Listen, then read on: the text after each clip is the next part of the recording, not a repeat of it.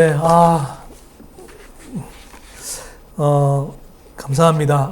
우리 좋은 환경에서 예배드리고 이렇게 화면도 잘 나오는 공간에서 예배 드리니까 저도 좋네요.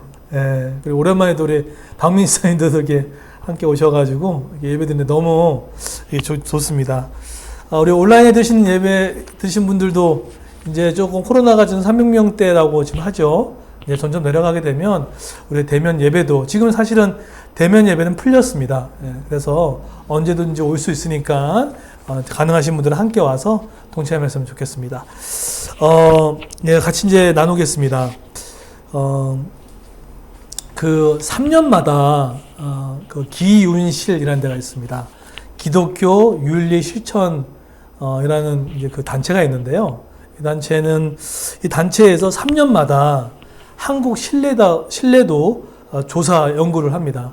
그래서 이 조사가 뭐냐면 과연 한국 교회가 사회적으로 신뢰할 만한 한가에 대한 설문조사입니다. 근데 뭐 여러 가지 항목이기 때문에 다 말씀을 드릴 수는 없고 그 중에 좀 대표적으로 세상의 사람들이, 그러니까 믿지 않는 사람들이 목회자에게 원하는 삶, 그리고 믿는 성도들에게 원하는 삶이 뭔지를 잘 이렇게 분석해 놨더라고요. 먼저 목회자에게는 어떤 삶을 요구하고 있냐면요. 이런 삶입니다. 도덕적이고 윤리적인 삶을 살아가는 목사님을 원한다는 거예요. 그리고 그 목사님이 삶의 본이 되는 삶. 그리고 세 번째는 투명하고 정직한 그런 지도자를 원한다는 거예요. 그러니까 왜 이런 통계가 나온가 봤더니 뭐 세습도 일어나고 성추행 사건도 일어나고 뭐 여러 가지 일이 있다 보니까 이게 목회자에 대한 신뢰가 많이 떨어진 그런 일이 있다고 얘기하더라고요. 그래서 저는 개인적으로 이것을 따끔한 충고를 받아들였고 이 통계에 반대로 제가 움직이면 되겠다. 더 영적 안에서 뿐만 아니라 도덕적으로 윤리적으로 투명하고 삶의 본이 되는 삶을 살아야겠다. 그런 이제 마음이 생겼습니다. 물론 기도와 예배는 기본이죠. 자, 그러면 여러분이 좀 궁금해야 할 만한 것들 중에 하나가 그러면 세상의 사람들은 우리 성도님들한테 어떤 삶을 요구하고 있느냐는 거예요. 첫 번째는 뭐냐면 타인에 대한 배려예요. 배려예요. 그거를 상당히 원한다는 거예요. 그리고 두 번째는 이기적이지 않는 거. 그러니까 잘 나눠주고 잘 베풀어주는 거. 관용을 원하고 있습니다. 그러니까 가끔 가다 보면은 믿는 사람들이 더 아끼려고 하고 더 이렇게 움켜쥐려고 하는 이 부분들이 세상 사람들이 봤을 때는 야, 너희들도 그런데 뭘 따라갈 수 있냐? 라고 할 수 있는데 타인에게 약자에 대한 배려와 타인에 대한 배려와 잘 관용할 수 있는 거. 그걸 원한다는 거예요. 그리고 또 한 가지가 있습니다. 사회적으로 힘든 분들 있지 않습니까? 그분을 잘 돕고 있는지 그것을 보고 있다는 거예요. 그러니까 아무리 우리가 뭐 예수님의 얘기를 해도 뭐 니고데모 이야기를 해도 그 사람들은 그 이야기를 듣기 전에 우리의 삶의 말씀을 본다는 거예요. 투명한지, 사회적 약자를 돕고 있는지, 또 타인을 배려하는지, 존중하는지, 그리고 마지막으로 타 종교에 대한 존중함인 거예요. 그러니까 우리 기독교가 진리인 건 맞잖아요. 그렇죠? 근데 우리가 타 종교에 대해서 그 앞에서 뭐 어떤 종교 나쁘대, 뭐가 없대라고 욕하면 그 사람들 마음 가운데 그렇게 얘기하는들 우리의 얘기를 듣기보다는 너무 왜 너희들 것만 주장하냐 이렇게 말할 수 있다는 거예요. 그래서 그냥 존중해 줬으면 좋겠어요. 왜냐하면 잘 모르는 부분이니까 그래, 그런 것도 있겠네요. 좋은 장점이 있습니다. 이 정도만 해도 참 상당히 배려가 있는 기독교로 볼 수 있다는 겁니다.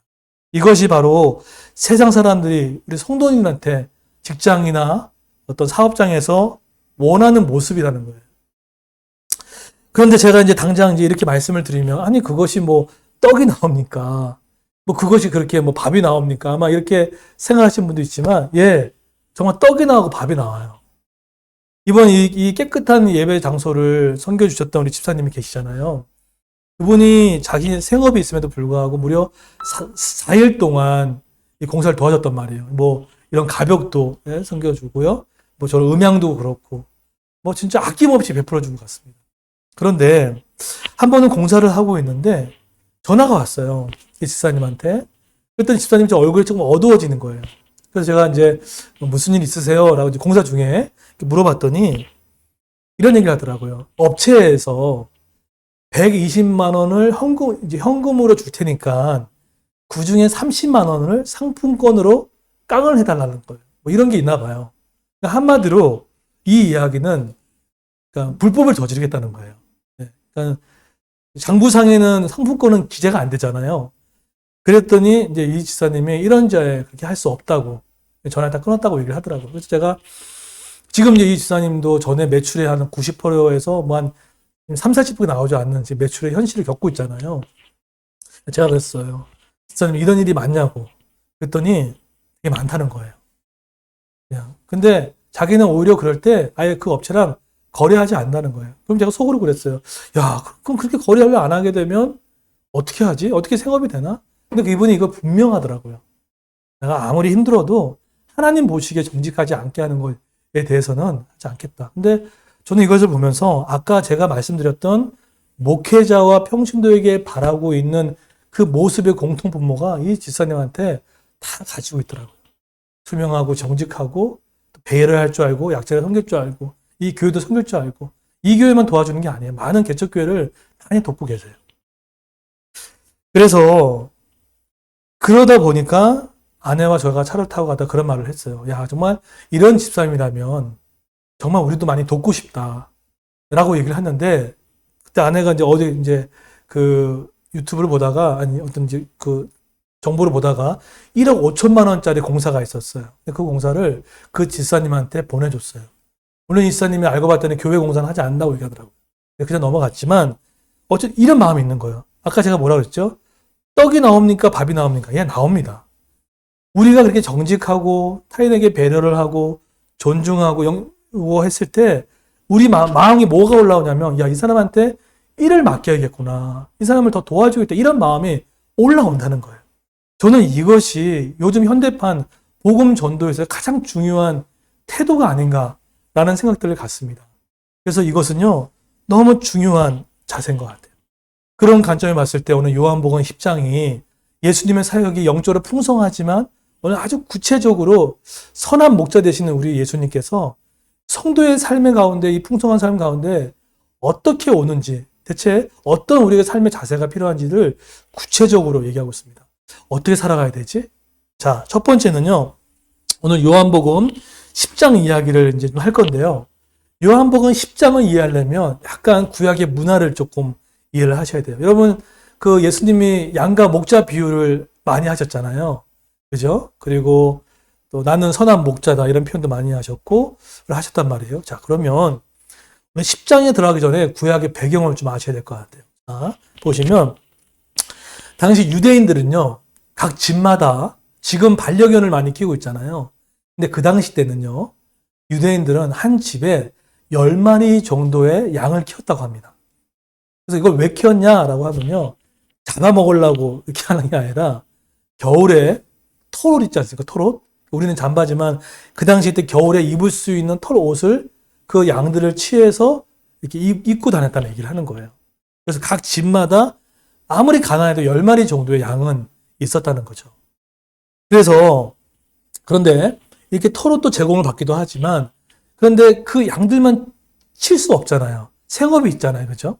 목수일 하는 사람도 있고 어부가 있는 사람도 있고 많이 있단 말이에요.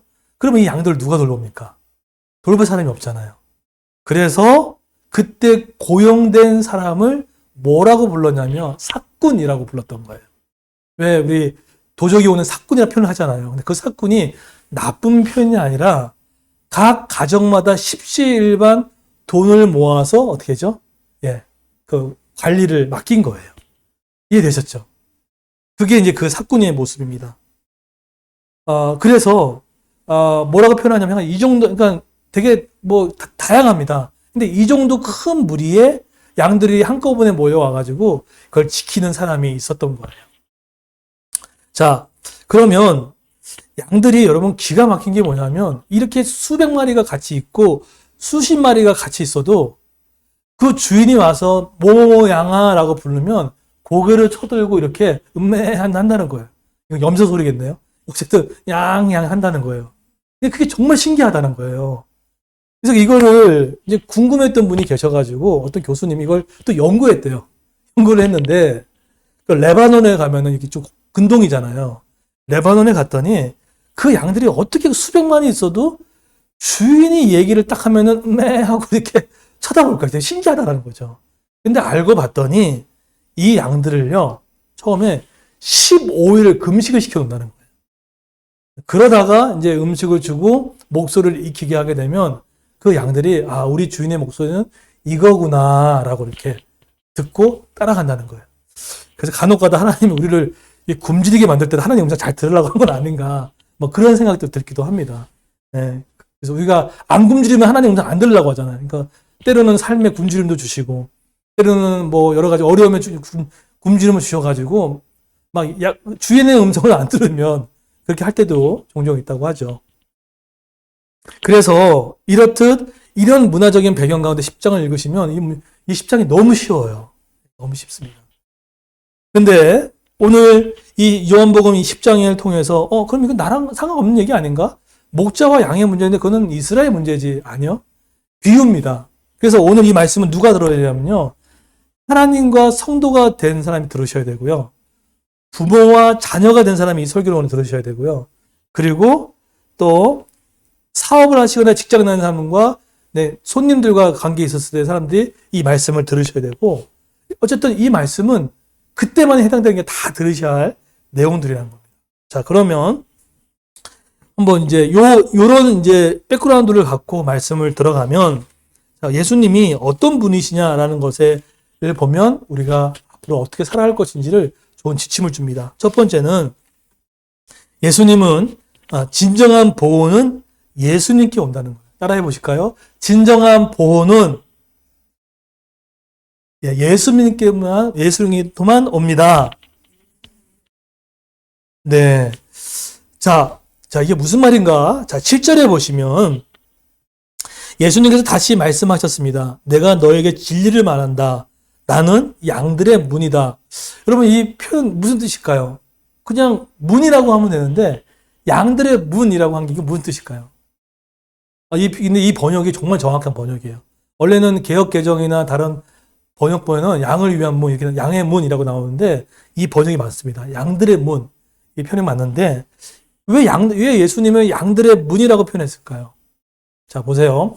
여기 앉아 계시는 보면 여기에 지금 이렇게 그 고대 이스라엘에 양을 이렇게 모아놓은 우리라고 생각해 보세요.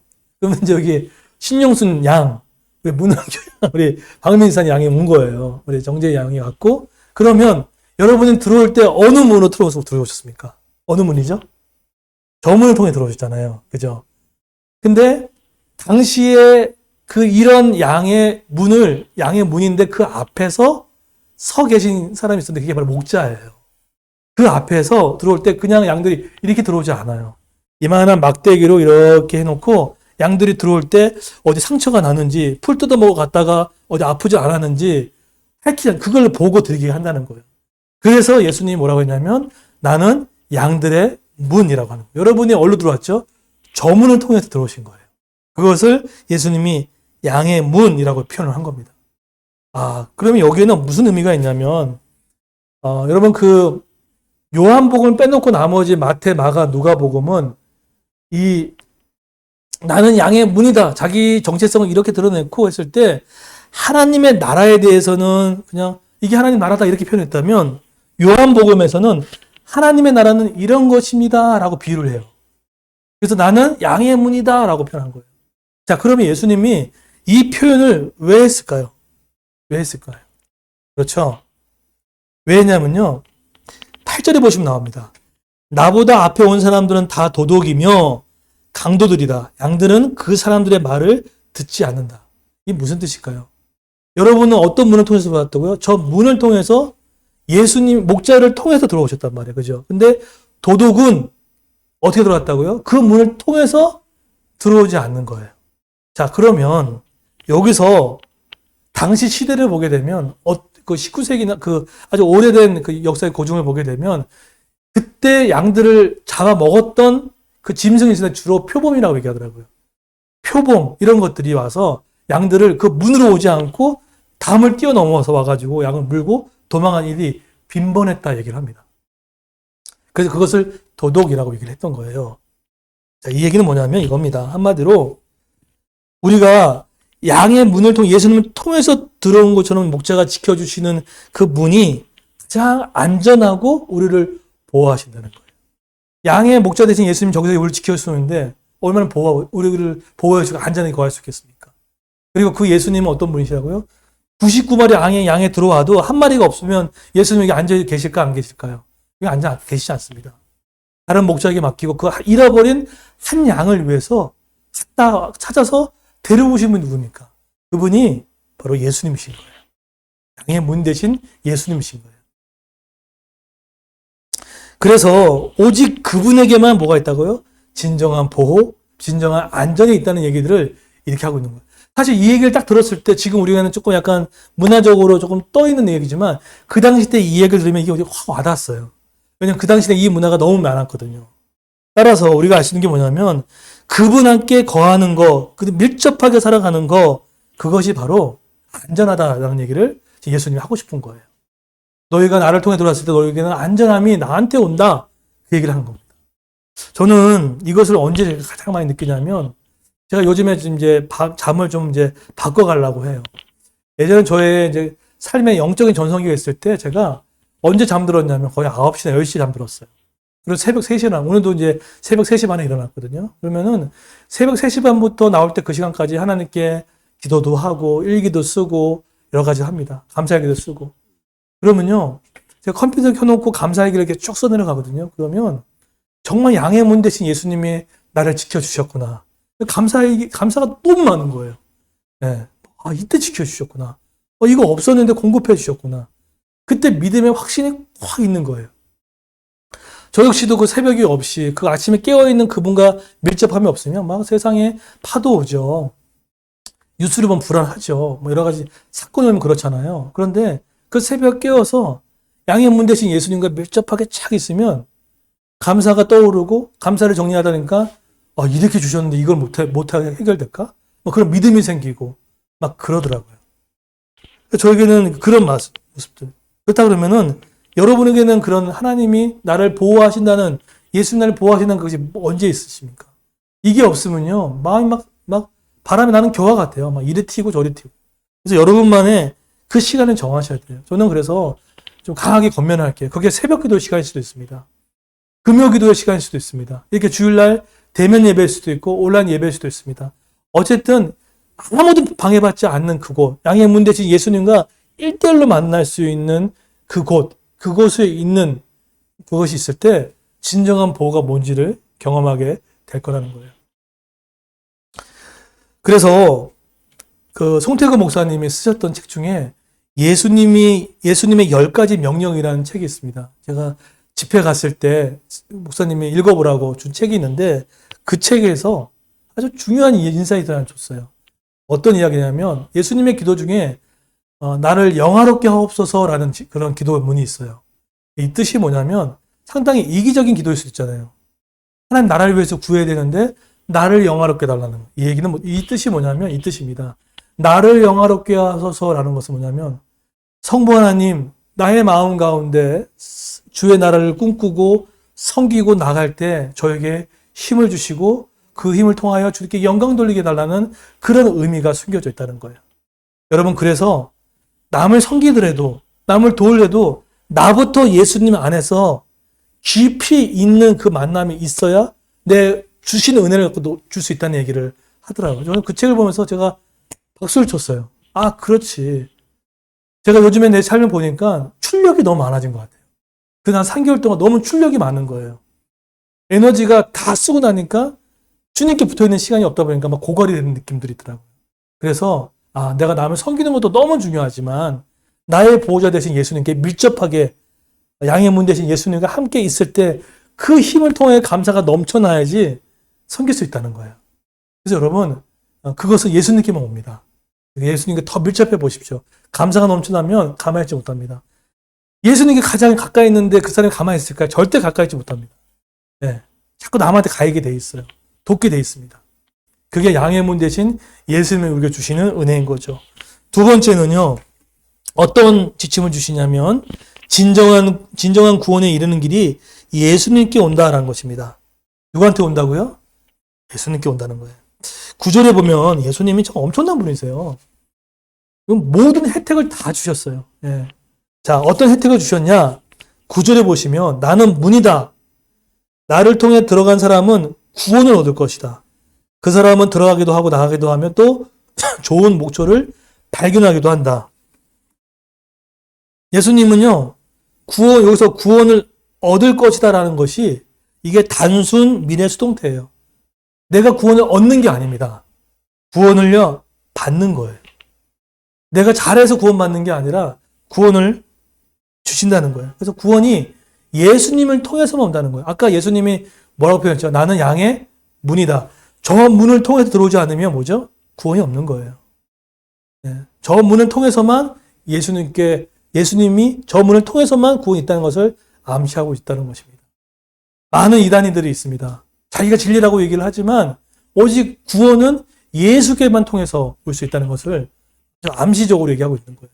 그 당시 때도 막 구원이 누구한테 온다 되게 많았을 거 아니에요. 근데 예수님이 천명하신 거예요. 야, 구원은 나로 말미암아 시작된다. 이것을 알려주고 있는 말씀인 거죠. 그런데 이 구원뿐만 아니라 예수님이 또 뭘 주신다고요? 좋은 목초를 발견하게 하신다는 거예요.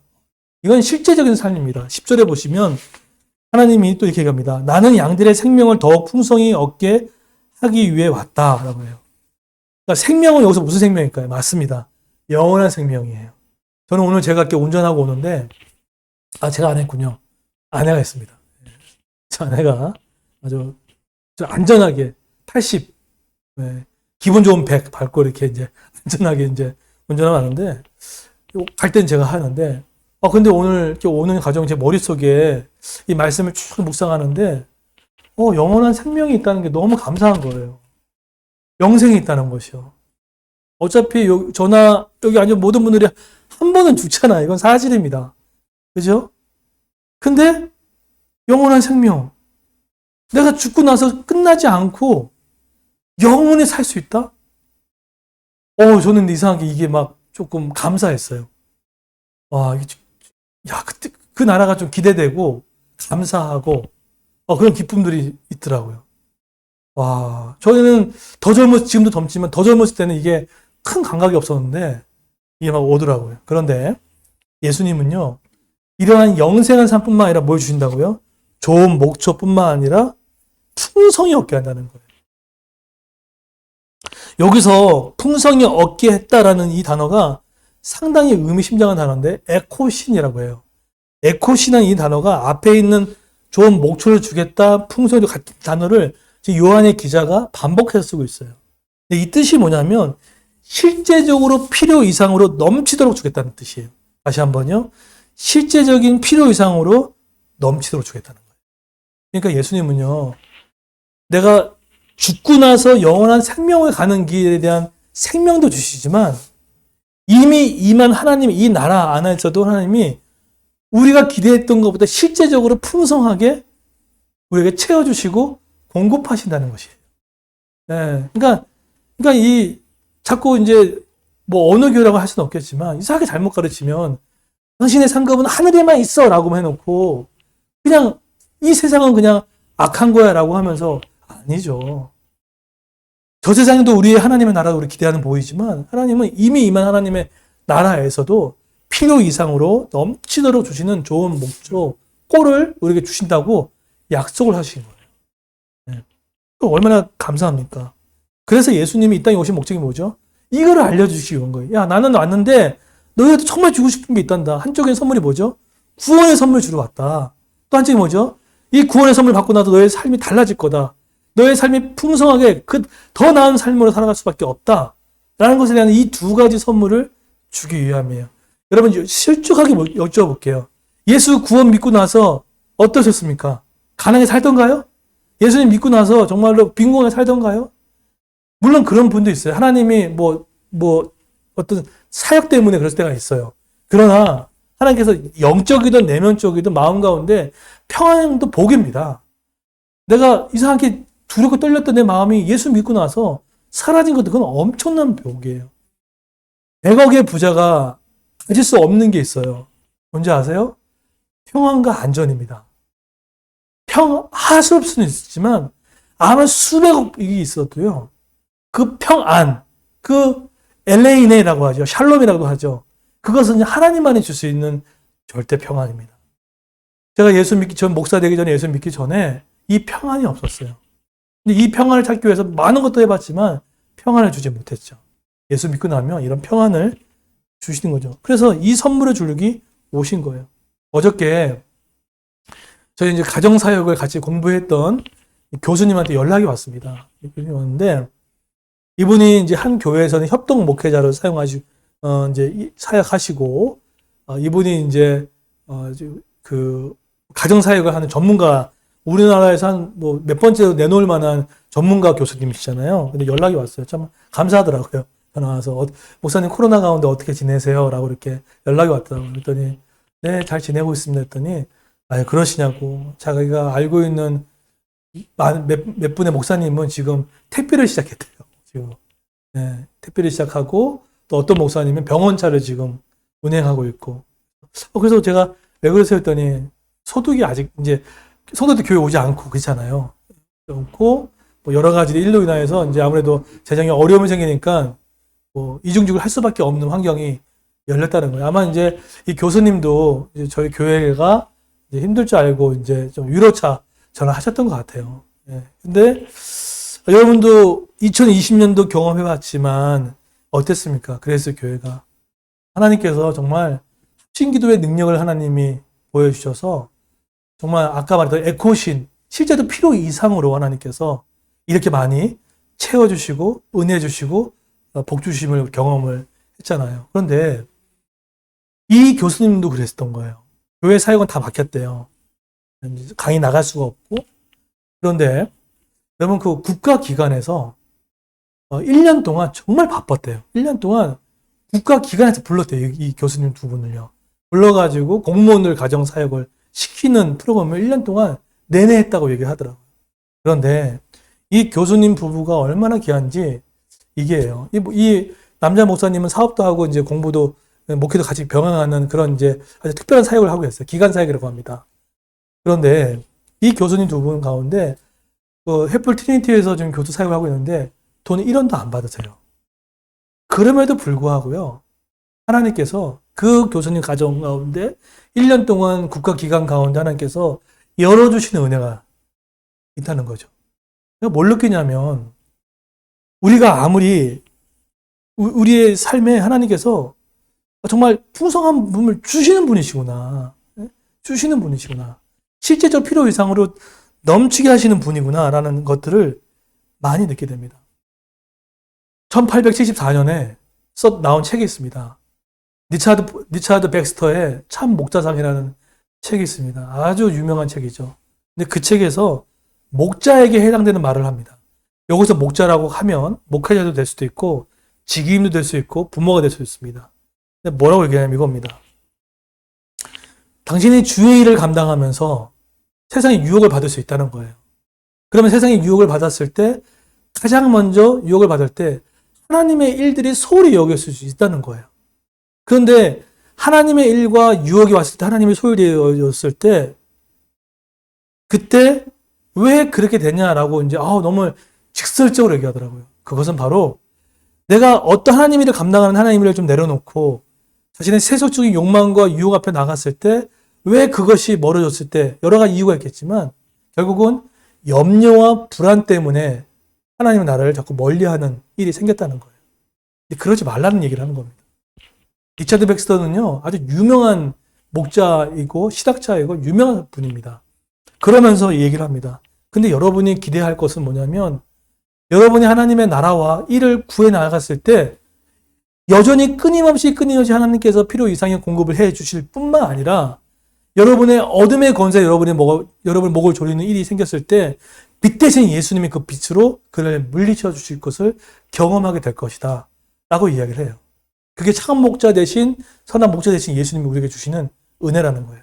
그래서 힘껏 하나님을 섬기고 힘껏 하나님의 나라를 감당했을 때 하나님이 우리에게 주시는 에코신의 은혜가 분명히 있다는 것에 대한 이야기를 했을 때 저는 제가 그 책을 전에 있는 교회에서 담임 목사님 읽으라고 해서 필독서를 썼는데 그 부분은 못 봤어요. 항상 경건한 이야기만 쓸 줄 알았거든요. 날카롭게 쓰긴 했지만 경건한 이야기만 할 줄 알았는데 그런 내용들이 같이 있더라고요.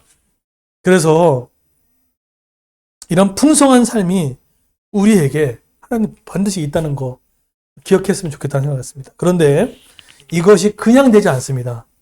누구의 희생이 됐습니까? 11절에 보시게 되면 이런 한쪽의 구원의 선물과 한쪽에는 풍성한 삶을 주시는데 누구로 말미암아 줬냐면 11절을 보시면 나는 선한 목자다.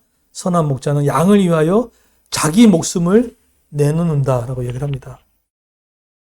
뭘로 구원의 선물과 풍성한 삶의 선물을 우리에게 주십니까? 자기 희생으로 주셨다는 거예요. 그런데 여러분 그 세속 헬라 문학에서는요 이런 표현이 절대 등장하지 않는다는 거예요. 무슨 표현이냐면 목숨을 버리거니와 이 표현은 세속적 헬라 문화권에서는 등장하지 않는 상당히 독특한 단어인데 이 단어가 히브리적인 단어에서만 나온다는 거예요. 이 단어가 뭐냐면 바로 목숨을 버리거니와 마사루 나프시오라고 합니다. 마사루 나프시오.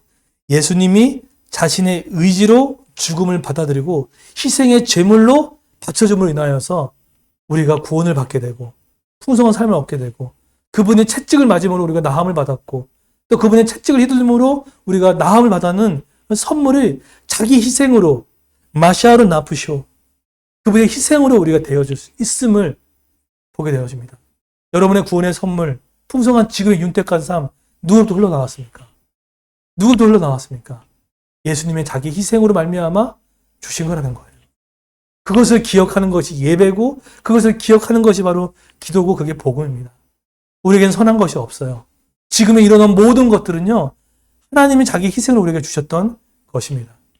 그렇다고 본다면 이제는 우리도 작은 예수가 되어서 자기 희생으로 말미암아 구원의 선물을 못 받고 있는 사람들 이러한 풍성한 삶을 못 누리는 사람들에게 우리 나눠주지 않겠습니까?